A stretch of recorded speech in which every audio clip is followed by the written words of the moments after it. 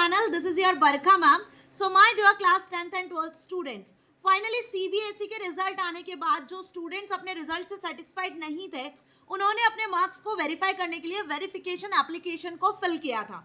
तो होपफुली आपको ये पता चल गया है कि आपका वेरिफिकेशन का रिजल्ट अनाउंस हो चुका है।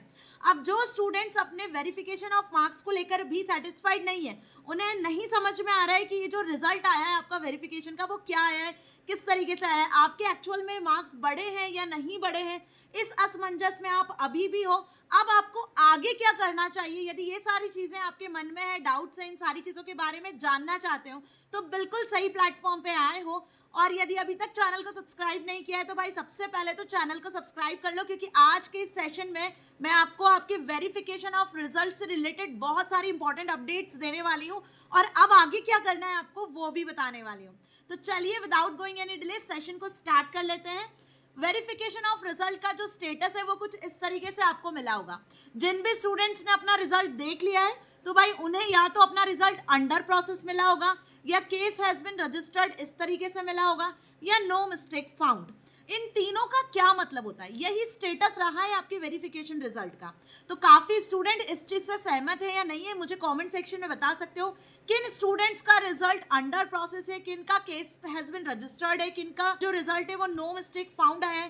तो भाई अगर यही सारे डाउट्स आपके हैं कि आपके रिजल्ट में ये सारे स्टेटस मेंशन्ड है, तो मैम एक्चुअली इसका मतलब होता क्या है और अब आगे आपको क्या करना है। तो आज का जो सेशन इसका मोटिव यही है स्टूडेंट्स। यदि आपका रिजल्ट अंडर प्रोसेस है, इसका मतलब बेसिकली सिंपल इतना होता है, आपको थोड़ा सा वेट करना है। आपका जो रिजल्ट है वो अभी प्रोसेसिंग में, सीबीएसई थोड़ा टाइम लेगा आपके रिजल्ट को इवेल्युएट करने में। अब एक चीज और, यहाँ पे जो वेरिफिकेशन आप करवा रहे हैं इसका मतलब भी आपको पता है क्या है। इसमें बेसिकली आपकी कॉपी में क्वेश्चन आंसर्स को फिर से चेक नहीं किया जाता है। वेरिफिकेशन में सिर्फ और सिर्फ आपके मार्क्स का कैलकुलेशन किया जाता है, रीकैलकुलेशन। तो ये ध्यान रखना कि वेरिफिकेशन ऑफ मार्क्स का मतलब है सिर्फ और सिर्फ रीकैलकुलेशन करवाना। मतलब आपके जो मार्क्स हैं वो रीकैलकुलेट किए जाएंगे सीबीएसई के थ्रू। सीबीएसई में जो भी वहाँ पे क्लर्क्स होते हैं उनको ये टास्क दिया जाता है, तो वो सिर्फ और सिर्फ रीकैलकुलेट करते हैं। अब जिन भी स्टूडेंट के मार्क्स रीकैलकुलेट हो जाते हैं और उसके बाद मार्क्स बढ़ते हैं, तो आपके मार्क्स के अकॉर्डिंग आपको जो भी प्रोसेसिंग होगी, जो भी आपका चेंज होगा वो आपको बता दिया जाएगा। कितने मार्क्स बढ़े हैं आपकी मार्कशीट में लिखा हुआ आपको मिल जाएगा। ठीक है, बिल्कुल वैसे ही जैसे आपका सीबीएसई का रिजल्ट आया तो वैसे ही। लेकिन यदि किसी स्टूडेंट के मार्क्स नहीं बढ़ते हैं तो उस केस में आपको लिखा हुआ मिलता है नो मिस्टेक फाउंड।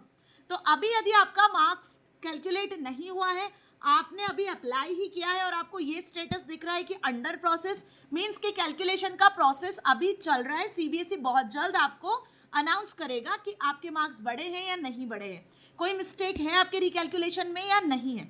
और यदि सीबीएसई ने रिकैलकुलेट कर लिया है और मार्क्स में कोई भी प्रॉब्लम नहीं है, सही साथ बिल्कुल मार्क्स कैलकुलेट हुए हैं, तो आपको जो मिलेगा स्टेटस वो होगा नो मिस्टेक फाउंड। और वहीं यदि सीबीएसई को लगता है कि कोई गड़बड़ है, कैलकुलेशन में कोई मिस्टेक हुई है, तो आपका जो केस है वो रजिस्टर हो चुका होगा, केस हैज बिन रजिस्टर्ड। तो इस केस में भी हम ये बोल सकते हैं कि आपका जो रिजल्ट है अभी अंडर प्रोसेसिंग है, आपका केस रजिस्टर हो चुका है, उस पर कैलकुलेशन चल रहा है। और कैलकुलेशन होने के बाद आपका जो लॉगिन आईडी पासवर्ड है जिससे आपने लॉगिन किया था, जिससे आपने वेरिफिकेशन किया था, आप वहाँ से अपने रिजल्ट को अगेन चेक कर सकते हो। तो आपको ये अच्छे से पता था, क्लास 10th और 12th दोनों स्टूडेंट्स की बात कर रही हूँ मैं, कि क्लास 10th का जो डेट था वो डेट था आपका 20 मई से लेकर 24 मई तक, है ना। वहीं मैं बात करूं क्लास 12th का, तो वो डेट था आपका 21 मई तक। मतलब 24 मई का डेडलाइन 10th के लिए था और 21 मई का डेडलाइन आपकी 12th क्लास के लिए था। तो होपफुली आपने इसके अंदर ही प्रोसेस किया है वेरिफिकेशन का। तो जिन भी स्टूडेंट्स ने लास्ट में प्रोसेस किया है 24 मई 21 मई पे, तो भाई उनका जो रिजल्ट है वो थोड़ा डिले हो सकता है 1-2 दिन के प्रोसेस से। ठीक है, तो अब आपको मुझे कमेंट सेक्शन में ये बताना है बेसिकली कि आपका रिजल्ट क्या आया है। और उससे पहले जो स्टूडेंट अभी भी परेशान हो रहे हैं, उन्हें ये स्टेटस नहीं मिल रहा है कि मैम वेरिफिकेशन रिजल्ट कैसे चेक करें, तो भाई आपको क्या करना है, आपको जाना है सीधे सीधे सीबीएसई की ऑफिशियल वेबसाइट पर। कैसे चेक करना है तो वो मैं आपको अभी बता देती हूँ। सो आपको इस तरीके से ब्राउजर ओपन कर लेना है, यहाँ पे आप सीबीएसई की ऑफिशियल वेबसाइट पे पहुंच जाओगे। सीबीएसई जैसे ही टाइप करोगे तो पहली लिंक पे क्लिक कर लेना। पहली लिंक पे क्लिक करते से ही मेन वेबसाइट पे जाना है। मेन वेबसाइट पे जैसे ही जाओगे तो जैसे आपने वेरिफिकेशन के लिए अप्लाई किया था ना, इस तरीके का टैब दिखेगा, इस पर क्लिक कर लेना। वेरिफिकेशन प्रोसेस पे जैसे ही क्लिक करोगे, click here to apply online. अब यहाँ से आपने वेरिफिकेशन के लिए ऑनलाइन अप्लाई किया था, आई नो, बट यहीं से अब आपको लास्ट जो टैब है एप्लीकेशन स्टेटस, इस एप्लीकेशन स्टेटस पे क्लिक कर लेना है। तो यहाँ से आप अपना वेरिफिकेशन स्टेटस देख पाओगे, अपना वेरिफिकेशन रिजल्ट देख पाओगे कि आपके मार्क्स बढ़े या नहीं बढ़े। तो उसके अकॉर्डिंग आपको यहाँ पे पहले अपना एंटर करना होगा एप्लीकेशन नंबर, जो एप्लीकेशन नंबर आपके फॉर्म पे होगा वही एप्लीकेशन नंबर। उसके बाद आपको अपना रोल नंबर एंटर करना होगा। जैसे ही प्रोसीड पे क्लिक करोगे तो आपको वेरिफिकेशन का स्टेटस शो हो जाएगा, जो मैंने अभी आपको 3 स्टेटस बताए हैं, under process, no mistake found और केस हैज बीन रजिस्टर्ड। इन तीनों में से ही कोई एक स्टेटस आपका शो होगा। ओके, तो इस तरीके से आप क्या कर सकते हो, इस तरीके से अपना स्टेटस देख सकते हो। तो जो स्टूडेंट्स अभी परेशान हो रहे हैं कि मैम कैसे स्टेटस देखे, तो भाई ओवरऑल यही प्रोसेस है सेम जो आपने फॉर्म फिल करने के लिए यूज की थी। सो होपफुली अब आप मुझे बता दोगे कि आपको क्या मिला है इन तीनों स्टेटस में से, under process, no mistake found या फिर केस हैज बीन रजिस्टर्ड। तो भाई इन तीनों का मतलब तो अब आपको अच्छे से समझ में आ गया है। कमेंट सेक्शन में लिखना मत भूलना, ताकि मुझे पता चल सके कि मेरे जो स्टूडेंट्स हैं उनके वेरिफिकेशन के बाद क्या रिजल्ट रहा है। ठीक है, आइए बढ़ते हैं आगे व्हाट डू यू नेक्स्ट पर। अब जो स्टूडेंट्स चाहते हैं कि आगे उन्हें क्या करना है, दोनों पॉसिबिलिटी बनती है। मार्क्स ज़्यादा होने के चांसेस तभी होते हैं जब आप 110% श्योर होते हो। तो भाई जो स्टूडेंट्स अभी भी 110% श्योर हैं कि मैम हमारे वेरिफिकेशन में, इवैल्यूएशन में मार्क्स नहीं बढ़े हैं, तो हमें तो आगे प्रोसेस करना है। हम जानना चाहते हैं कि एक्चुअल में क्यों मार्क्स नहीं बढ़ा है, किस क्वेश्चन में किस तरीके से मार्क्स कट किए या डिडक्ट किए गए हैं, ठीक है, या बाय मिस्टेक आपके मार्क्स डिडक्ट कर लिए गए। तो आप यदि श्योर हो तो आपको आगे का प्रोसेस लेना है, अदरवाइज आप नेक्स्ट स्टेप पे मूव मत करना।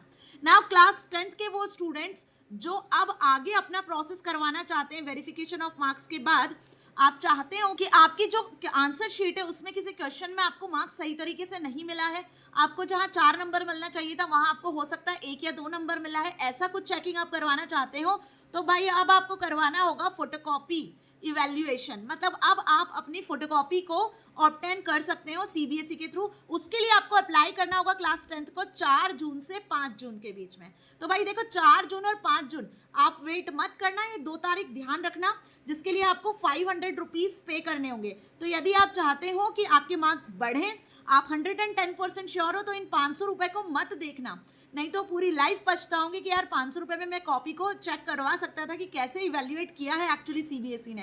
कहीं मार्क्स बढ़ रहे हैं तो आप उस क्वेश्चन का रिवैल्यूएशन करवा सकते थे, राइट।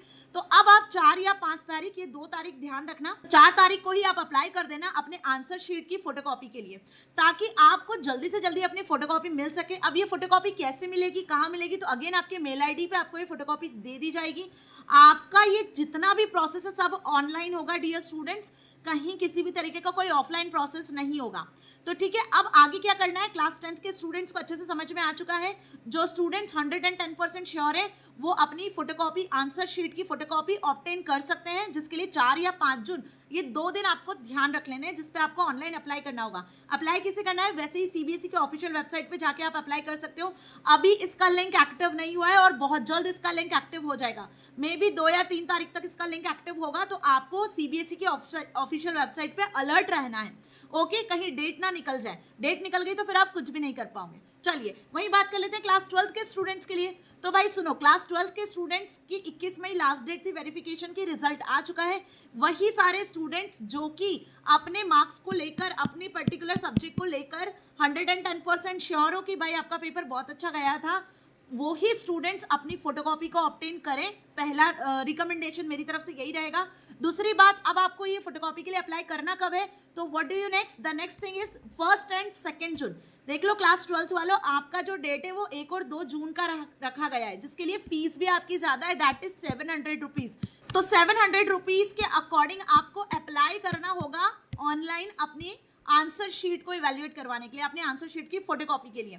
तो डेट्स आप ध्यान रख लेना, 1 जून और 2 जून आपकी डेट दी गई है, ठीक है। उसके बाद फिर आपको ऐसा लगता है कि भाई किसी क्वेश्चन में परेशानी है, इस क्वेश्चन में आपको मार्क्स नहीं मिले हैं, आप शांति से अपने आंसर शीट को देखना, एक एक क्वेश्चन को देखना किस तरीके से सीबीएसई ने इवैल्यूएट करा है। आपको ऐसा लगता है कि इस क्वेश्चन में आपको मार्क्स कम मिले हैं, तो आप उस सब्जेक्ट के उस क्वेश्चन के लिए री इवैल्यूएशन के लिए अप्लाई कर सकते हो। तो उसकी डेट क्लास 12th की 6 और 7 जून रखी गई है। और वहीं यदि मैं बात करूँ क्लास 10th की, तो भाई क्लास 10th की जो डेट है वो रहेगी 9 और 10 जून। तो डेट्स ध्यान रखना है। पर क्वेश्चन आपका 100 रुपीज़ फीस रहेगा। तो नेक्स्ट स्टेप आपको आंसर बुक मिलने के बाद में करना क्या है, री इवैल्यूएशन करवाना है। और री इवैल्यूएशन भी तभी करवाना है जब आपको लगता है कि आप अपने मार्क्स से सेटिस्फाइड नहीं हो। किसी क्वेश्चन में आपको यदि सही मार्क्स मिले हैं, आपको ऐसा लगता है कि आपने सही आंसर लिखा था, इतने ही मार्क्स आने चाहिए थे, देन ओके, वहीं स्टॉप हो जाना। लेकिन यदि आपको लगता है कि ये आंसर आपने बिल्कुल 110% करेक्ट लिखा है, फिर भी सीबीएसई ने कम मार्क्स दिए हैं, तो आप री इवैल्यूएशन के लिए अप्लाई करना। 100 रुपीज़ पर क्वेश्चन यहाँ पर फीस होगी। ओके, सो होपफुली आपको इतना अच्छे से समझ में आ गया कि री इवैल्यूएशन का जो रिजल्ट है आपका वेरिफिकेशन ऑफ मार्क्स का, वो क्या रहा है, क्या स्टेटस है, उसका क्या मतलब है, अब आपको नेक्स्ट स्टेप क्या लेना है।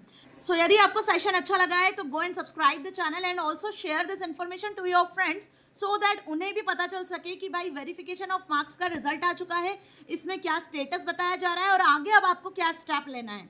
So stay connected with me and keep watching.